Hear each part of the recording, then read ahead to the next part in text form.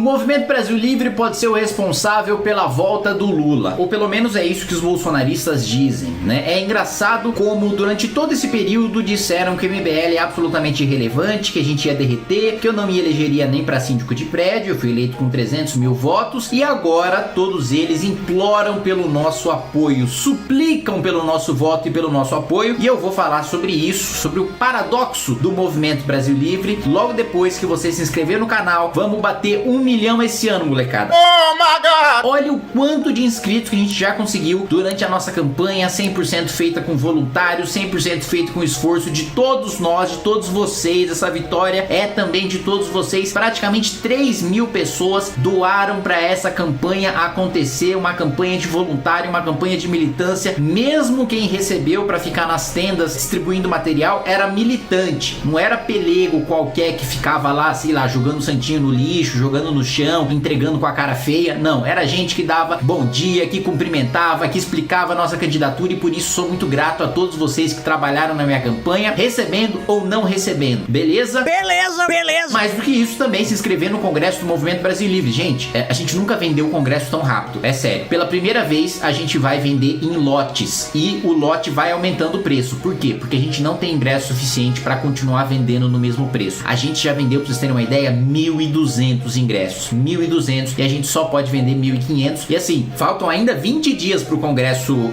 acontecer, e a gente nunca vendeu tão rapidamente. Geralmente assim, é na última semana, nos últimos dias que vende tudo, mas agora a gente com certeza na última semana não vai ter mais ingresso. Então compra agora, porque quanto mais tempo você demorar, mais caro vai ficar, que é a lei da oferta e da demanda. Quanto mais demanda a gente tem, a gente precisa deixar a oferta mais cara, porque senão, né, a gente vai basicamente perder dinheiro, e o Congresso do MBL serve justamente para financiar, né, as atividades do movimento, e para você participar, né, da formatura dos alunos da academia, do campeonato de debate, se divertir com a luta do Marcelo Brigadeiro com o Arthur, saber quais são os planos do MBL, participar da Assembleia do Movimento Brasil Livre, que vai decidir o futuro do movimento, enfim, tudo isso. Vamos falar agora, então, sobre os bolsonaristas que agora suplicam, às vezes nem bolsonarista, tá? Tem duas alas diferentes. Primeiro, tem os bolsonaristas, que é gente fanática, que vive atacando o MBL, que quer a destruição do MBL, e tem os seguidores do MBL, que querem fazer voto útil no Bolsonaro, justamente para impedir um suposto mal maior, que é o PT, tá? Eu separo essas duas pessoas porque eu sei, tem gente que me segue, que tem gente honesta, que tem gente que de fato acredita que Bolsonaro e o PT não podem causar um estrago idêntico ao nosso país, que o estrago causado pelo PT é maior do que o causado pelo Bolsonaro. Discordam da minha opinião de que o estrago causado por um é o mesmo estrago causado por outro, e eu vou falar sobre isso nesse vídeo também. Eu sei que vocês discordam de mim e eu respeito a opinião de vocês. O que eu não respeito é a opinião, aliás, é o ataque, é o achaque de bolsonaristas que primeiro fizeram campanha Derrete MBL, atacaram a gente, tentaram destruir a gente, Procurador-Geral da República tentando me prender, o sujeito nomeado pelo Bolsonaro que não investiga ninguém, mas veio atrás de mim primeiro por um estudo que eu encomendei da FIP, de uma empresa absolutamente idônea, e que depois o próprio PGR teve que arquivar a denúncia. Ou seja, fez todo esse processo só pra me desgastar, só pra sair na imprensa que eu sou investigado, que tem denúncia de corrupção e não sei o que, e isso ficou rodando na Veja, ficou rodando entre militantes petistas pra falar que eu sou corrupto, entre bolsonaristas pra falar que eu sou corrupto, né, bando de vagabundo. Mais do que isso, né, tá tentando me prender por apologia ao nazismo. Gente, assim, essa é uma acusação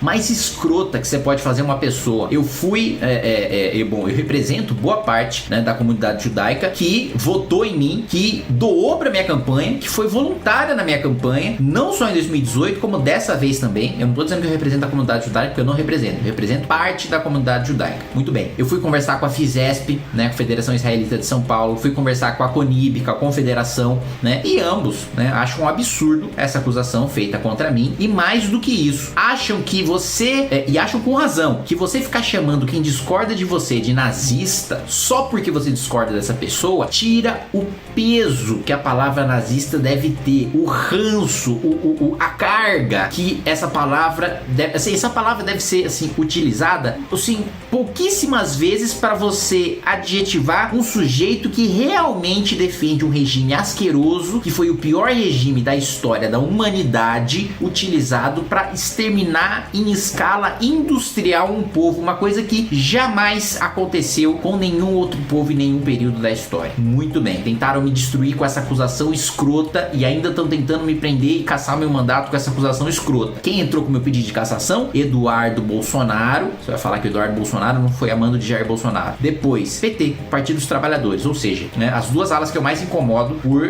denunciar escândalo de corrupção. Muito bem, essa gente que tentou me destruir agora tá suplicando, disse, ó, o MBL não tem relevância, mas se o MBL agora não declarar o apoio para Jair Bolsonaro, o MBL pode eleger o Lula. Mas peraí, é o paradoxo do movimento, que é irrelevante, mas ao mesmo tempo, se ele não se posicionar, ele vai eleger o Lula, né? Primeiro, achar que a gente tem poder de mudar o rumo da eleição. A gente não tem. Meu amigo, se a gente tivesse poder de mudar o rumo da eleição, não tinha Lula e Bolsonaro no segundo turno. Para começo de conversa, porque não teve tanta gente que, como nós, lutou pra gente ter uma terceira via, pra gente tirar os dois do segundo turno. E vocês sabem disso, vocês que acompanham a nossa história sabem disso. Mas para além disso, gente que tentou destruir a minha vida, gente que tentou destruir toda a direita, que separou uma direita que estava unida contra o PT. Jair Bolsonaro nomeou Cássio Nunes e disse que o Cássio Nunes, se fosse para soltar o Lula, tinha que soltar. Disse que, não, a gente não pode considerar que toda acusação é verdadeira. Não, só uma acusação que foi referendada por, assim, praticamente todas as cortes do país. Aliás, praticamente não, né? Em todas as instâncias, né, a decisão foi referendada. Claro que não em todas as cortes do país, porque são milhares,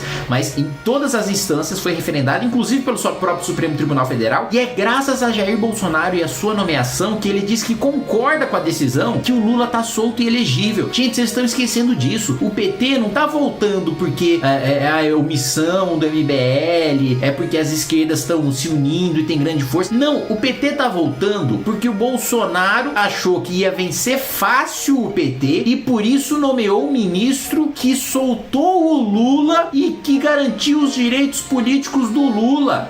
Mas o Bolsonaro pelo menos segura a corrupção. Gente, pelo amor de Deus, o ministro da Casa Civil é o Ciro Nogueira, um dos principais réus no petrolão da Dilma. Quem tá comandando o governo Bolsonaro é a mesma galera que comandava o governo Dilma, o governo Lula. Uma coisa é você negociar com o Centrão, que você precisa sentar e conversar com todo mundo, com a oposição, com a esquerda, com o Centrão, com todo mundo para aprovar matérias, né?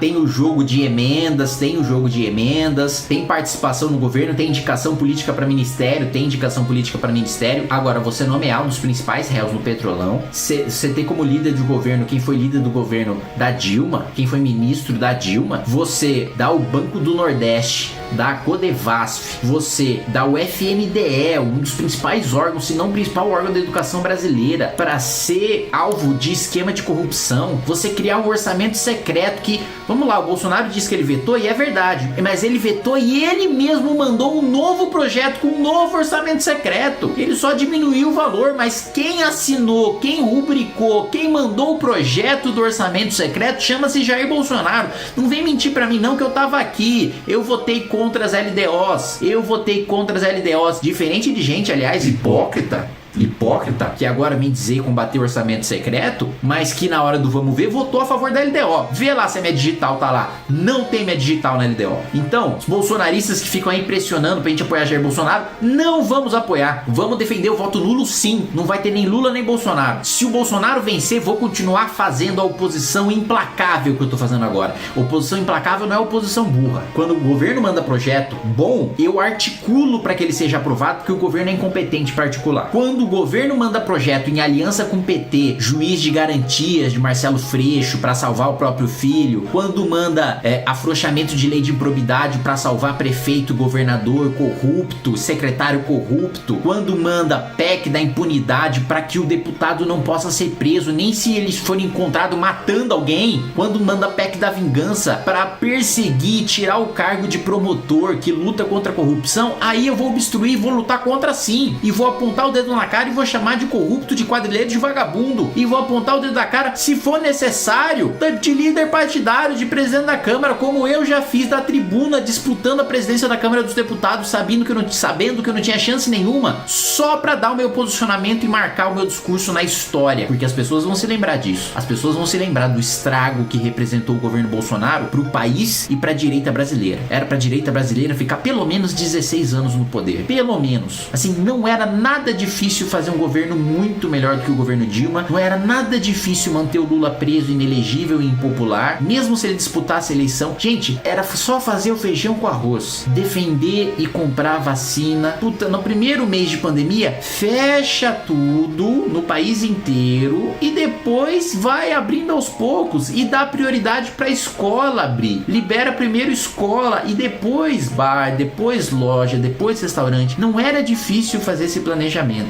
Líderes mundiais na Europa, né, fizeram isso. No Oriente, né, fizeram isso e foram reeleitos e estão aí no poder. Era fácil, não era uma coisa complexa, não precisava ser excepcional, era só ser medíocre. Se o governo fosse medíocre, a direita estaria unida e no poder. Era só não querer destruir todo mundo que faz uma crítica construtiva pro governo, como a gente fazia durante o primeiro ano do governo Bolsonaro. Eu conversava com ele, conversava com o Paulo Guedes, trocava mensagem e fazia crítica construtiva. E aí o que eles chamavam de traidor? Dizia que a gente tava querendo destruir o governo. Mas destruir o governo como? Fazendo crítica construtiva no privado. E aí depois eu faço publicamente, que é pra começar a doer, pra ver se toca. Aí vira traidor, aí tem que destruir reputação, aí tem que ir atrás da família. Gente que joga sujo e agora quer o meu apoio. Gente que diz que eu surfei na onda Bolsonaro pra me eleger em 2018, quando eu só fui me encontrar com o Bolsonaro depois do segundo turno, quando eu já tava eleito. Agora vai dizer o quê? Que eu fui eleito na onda Bolsonaro, não tô no partido dele, fiz 3 anos de oposição, desci o pau nele, fui eleito e bem votado, mais votado do meu partido, 8º mais votado do estado de São Paulo. Então, meus amigos, não tenho obrigação nenhuma de apoiar nenhum dos dois lixos, nenhum dos dois canalhas que estão disputando a presidência da República. E pros dois, Lula eleito, meu amigo, eu vou quebrar o pau, eu vou pra oposição assim com força. Bolsonaro eleito, vou continuar fazendo o meu trabalho de ir pro pau também e fazer oposição com veemência, que é o meu trabalho. Aprovar projetos, como eu aprovei mais do que todos os bolsonaristas, se bobear somados. Soma tu o trabalho dos bolsonaristas, a maior parte deles não foi eleito. E quem foi eleito puxou um monte de gente do Centrão, que o PL do senhor Valdemar da Costa Neto usou os candidatos bolsonaristas bem votados para puxar um monte de vagabundo. Não que os bolsonaristas eleitos não sejam vagabundos também, mas o que foi eleito, o que foi puxado por esses bolsonaristas, não é só vagabundo, é criminoso da pior estirpe. E esses caras vão ser engolidos dentro do PL pelo que há de pior dentro desse partido. Anotem o que eu tô dizendo, eu já dizia isso antes da eleição, continuo dizendo isso agora. Então é esse meu recado, meus amigos. Nem Lula,